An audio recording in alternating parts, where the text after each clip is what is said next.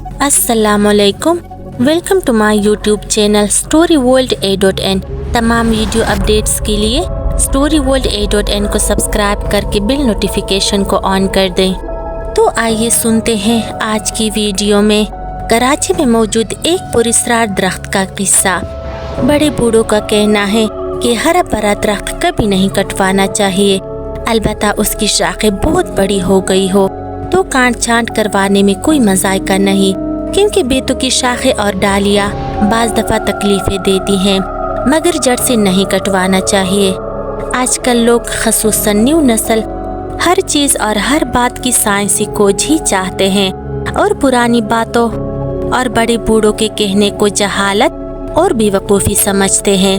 पुराने ज़माने के लोगों का कहना है कि दरख्तों पर जिन्नात का बसेरा होता है, इसलिए दरख्त कटवाने से उनको तकलीफ होती है, यानी उनके ठिकाने बर्बाद हो जाते हैं और वो बेघर हो जाते हैं। पर इस ज़माने के लोग तो जिन्नात के वजूद से ही इनकार करते हैं। कुछ लोग इनके वजूद को मानते तो हैं, मगर उनका कहना है कि अभी ये मखलूक आबादी के घरों में नहीं रहती। बहरहाल लोग कुछ भी कहे, लेकिन हकीकत ये है कि कहीं कहीं आबाद घरों में भी जिन्नात का बसेरा होता है और पुराने और घने दरख्तों पर तो इनका बसेरा लाजमी ही होता है। ख़ुसूसन नीम, बेरी और अनार के दरख्त पर तो इनका बसेरा होता ही है।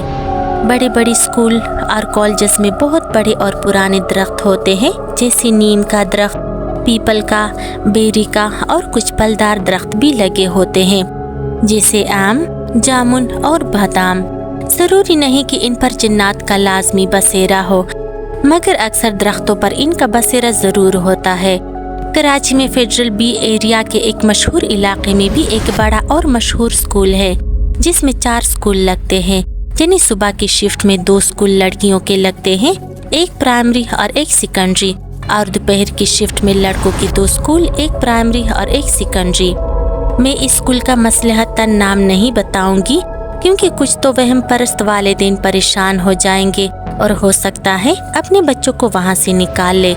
खैर, उस स्कूल में भी कुछ पुराने और काफ़ी ऊंचे दरख्त है।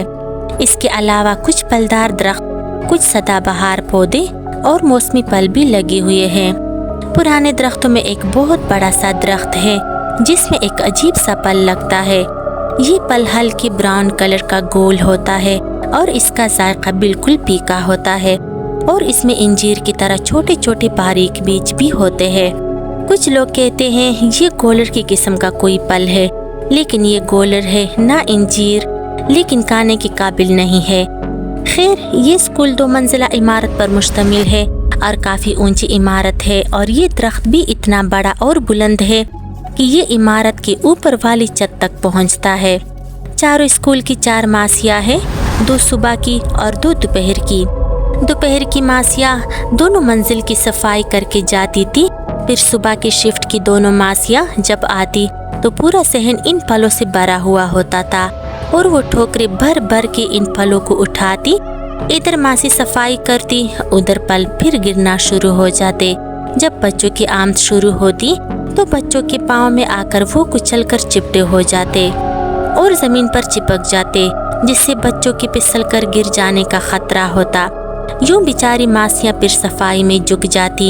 एक दफ़ा सेकेंडरी स्कूल की हेड मिस्ट्रेस इस फल पर पाँव फाड़ने से फिसल कर गिर गई, जिसके नतीजे में उनके पाँव में फ्रैक्चर आ गया और 4 हफ्तों के लिए प्लास्टर चढ़ गया। गर्ज के इस फल की वजह से अब सबको तकलीफ होने लगी थी। हेड मिस्ट्रेस के गिरने वाले वाक़े के बाद चारों मासियों ने शोर मचाना शुरू कर दिया कि इस दरख्त को बराह करम कटवा दें। इस दरख्त का कोई फ़ायदा तो है नहीं, बल्कि हम सबको इससे ख़तरा है कि कोई भी फिसल कर पलों के ऊपर से गिर सकता है, और काम और भी बढ़ गया है। खवा मखवाही सिर्फ गंद ही हो रहा है। इस मुतालबा में सुबह की शिफ्ट की दोनों मासियाँ पेश थी। सुबह की हेड मिस्ट्रेस पूरा दरख्त कटवाने के हक में नहीं थी। मासियों के शोर मचाने पर मजदूरों को बुलवाकर इसकी शाखें और डालियाँ, जो बहुत ज़्यादा बढ़ गई थी, इनको कटवाकर थोड़ा साफ कर दिया गया था। लेकिन चंद ही दिनों बाद वो दरख्त फिर से तेजी से बढ़ना शुरू हो गया और इसकी शाखें फिर आसमान को छूने लगी। फलों की तादाद भी बढ़ गई मासियों को फिर से ज्यादा मेहनत करना पड़ गई।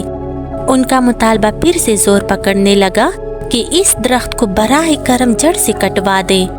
मजबूर होकर हेड मिस्ट्रेस ने इस दरख्त को जड़ से कटवाने का फैसला कर ही लिया। मुश्किल ये थी कि दरख्त जड़ से इतना बड़ा और मोटा था कि उसको काटना बहुत मुश्किल हो रहा था। वो फौलाद की तरह मजबूत और इतना चौड़ा था कि बड़ी कुल्हाड़ी से भी नहीं कट रहा था। चौकीदारों और चपरासियों ने मिलकर कई दिन कोशिश की, मगर तन्ना काटने में कामयाब नहीं हो सके। फिर से मजदूरों को बुलवाया गया, वो भी कोशिश के बावजूद तन्ना नहीं काट सके। हाँ, इतना हुआ कि तमाम शाखें, डालियां और दरख्त जहाँ पर से कम चौड़ा था उसको काट दिया गया। तन्ने को मजबूरन छोड़ दिया गया। तमाम पत्ते, शाखें और फल खत्म हो गए। मासिया भी खुश हो गई कि अब ठोकरियां भर भर के फलों को उठाकर फेंकना नहीं पड़ेगा। दरख्त को काटने के बाद 2 दिन की छुट्टी आ गई, यानी हफ्ता और इतवार। पीर के दिन जब स्कूल खुला तो मासी ने देखा कि तन्ने के इर्द गिर्द पानी पड़ा हुआ है जो आहिस्ता आहिस्ता सहन में फैल रहा है। मासी समझी कि शायद चौकीदार ने सहन धोया है, क्योंकि अक्सर छुट्टी वाले दिन स्कूल का सहन धुलता था। उसने चौकीदार से कहा कि तुमने सहन धोकर इतना पानी कैसे छोड़ दिया? अभी असेंबली होगी तो बच्चे दुआ के लिए कैसे खड़े होंगे? लेकिन चौकीदार ने उससे लाइल्मी का इजहार किया। उसने कहा, आज तो मैंने भाई सहन धोया ही नहीं है, तो फिर ये पानी कहाँ से आया? बारिश भी तो नहीं हुई। तुम स्कूल में रहते हो, तुम्हें पता ही नहीं चला। मासी ने तशवीश से कहा। बच्चों के आने का वक्त हो रहा था, इसलिए मासी और चौकीदार ने मिलकर जल्दी जल्दी वाइपर से पानी को साफ कर दिया। उस दिन तो बात आई गई हो गई, लेकिन दूसरे दिन सुबह फिर सहन में पानी भरा हुआ था और दरख्त के इर्द गिर्द फिर जमा हो रहा था और सहन में फैल रहा था। उस दिन टीचर और मैडम ने भी मासी और चौकीदार को डांटा कि तुम लोग ध्यान से और वक्त पर काम नहीं करते। इतना सारा पानी जमा है, प्राइमरी के छोटे छोटे बच्चे हैं, कहीं फिसल कर गिर न जाए। लेकिन मासी और चौकीदार ने यकीन दिलाया कि हमने सहन नहीं धोया है। तो फिर ये इतना सारा पानी कहाँ से आया? मैडम ने पूछा। तो चौकीदार ने कहा, मैडम ये पानी इस दरख्त की जड़ से आ रहा है, इसमें पानी भरा होगा, अब कटने के बाद बह रहा है, 2-3 दिन में सूख जाएगा तो निकलना बंद हो जाएगा। ऐसा हमारे गांव में भी हो चुका है कि दरख्त कटवाने के बाद अक्सर उसकी जड़ों से पानी निकलता है और मुसलसल कई दिन तक निकलता रहता है।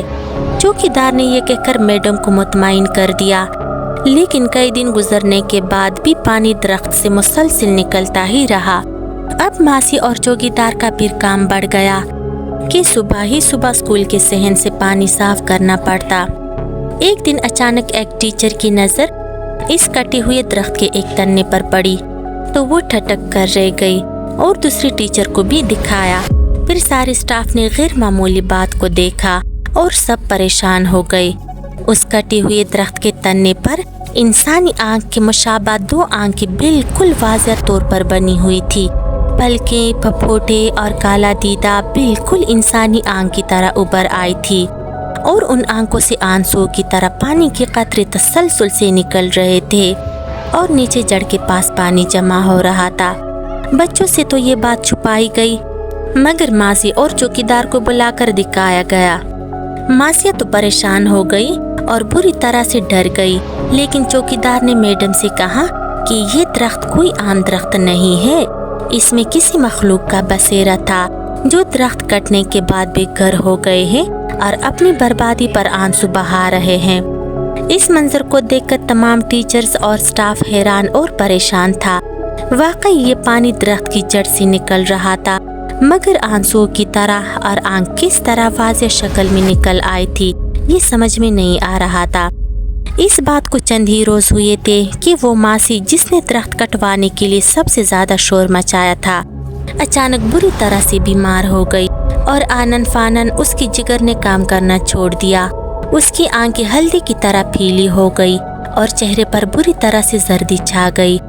वो अपनी बेटी को अपनी जगह काम करने के लिए छोड़ने आई थी اس کی حالت دیکھ کر تمام ٹیچرز پریشان ہو گئی۔ سب ٹیچرز نے اپنی اپنی حیثیت کے مطابق اس کی مدد کی اور اس کی بیٹی نے اس کی جگہ کام کرنا شروع کر دیا۔ اس کو کام کرتے ہوئے چند ہی دن ہوئے تھے کہ اسکول سے گھر واپس جاتے ہوئے اس کا زبردست ایکسیڈنٹ ہو گیا اور وہ وہیں جا بحق ہو گئی۔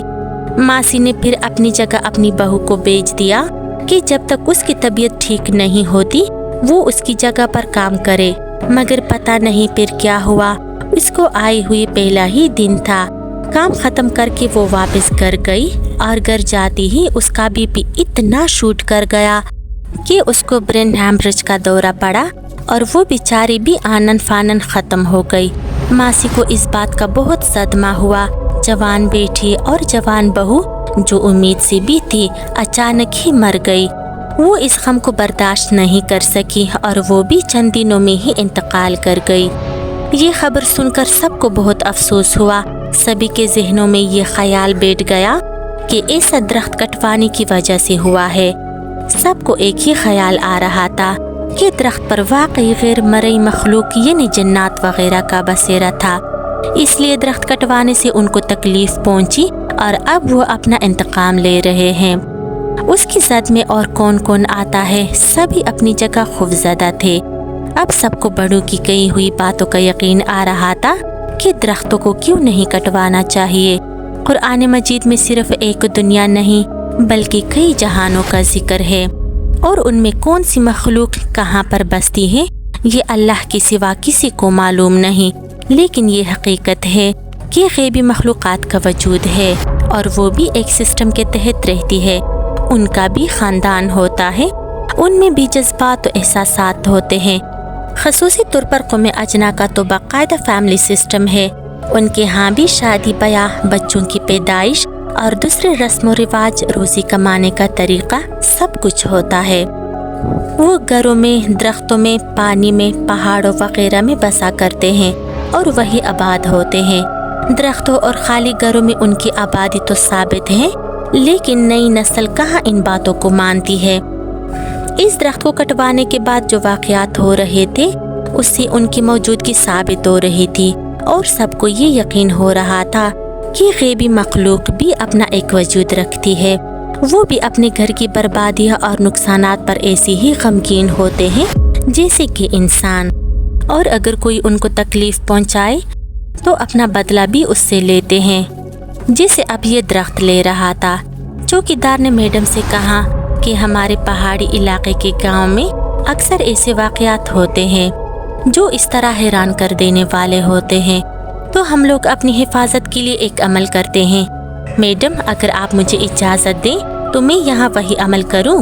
میڈم سے اجازت لے کر اس نے توڑی مٹھائی لی اور اگر بتی سلگا کر درخت کی جڑ کے پاس رکھی اور فاتحہ خوانی کر کے اس نے کہا، آپ جو کوئی بھی ہے اللہ کی مخلوق ہے، ہمیں معاف کر دیں، ہم سے انجانے میں غلطی ہو گئی ہے، ہم بھی کسی کے نوکر ہیں اور ہمیں اپنے آفیسرز کا حکم ماننا ضروری ہے۔ اگر ہمیں معلوم ہوتا کہ اس درخت پر کسی مخلوق کا بسیرا ہے تو ہم یہ غلطی کبھی نہیں کرتے۔ ہمارا مقصد کسی کو تکلیف پہنچانا نہیں تھا، بلکہ ہم نے اسکول کے بچوں اور ٹیچروں کی حفاظت کی خاطر اس کو کٹوایا تھا۔ آپ ہمیں براہ کرم معاف کر دیں، آپ کو تکلیف پہنچی ہے، ہمیں اس کا بہت افسوس ہے، ہم ایسا آئندہ کبھی نہیں کریں گے، آپ کو اللہ کا واسطہ ہمیں معاف کر دیں۔ وہ ایسے بول رہا تھا جیسے کوئی سامنے کھڑا ہو اور وہ اس سے معافی طلب کر رہا ہو۔ دوسرے دن حیرت انگیز واقعہ ہوا جس کو عقل تسلیم نہیں کر رہی تھی، لیکن حقیقت تھی۔ درخت کے تنے پر ابری ہوئی آنکھیں اور باقاعدہ آنسو جس میں سے بہہ رہے تھے وہ اب غائب ہو چکی تھیں اور درخت کے ارد گرد سے پانی بھی خشک ہو گیا تھا۔ اس کا مطلب یہ تھا کہ وہ مخلوق جو بھی تھی اس نے چوکیدار کے معافی طلب کرنے پر، فاتحہ خوانی کروانے پر سب کو معاف کر دیا تھا۔ یقیناً ان کا تعلق نیک قوم اجنا سے تھا، مگر یہ بات ابھی یہیں پر ختم نہیں ہوئی۔ چند ہی دن گزرے تھے کہ درخت میں پھر سے نئی شاخیں پھوٹ پڑی اور دیکھتے ہی دیکھتے اتنی بڑی ہو گئی کہ پھر عمارت کی دوسری منزل تک پہنچ گئی اور اس میں پھر سے پھل لگنے لگے۔ اور اب ماسیوں نے بھی کام کی زیادتی کی شکایت کرنا چھوڑ دی، صبح آ کر صفائی کر دیتی اور شام کی شفٹ والی ماسی بھی اچھی طرح صفائی کر کے گھر جاتی تھی، اور یہ سلسلہ ابھی تک چل رہا ہے۔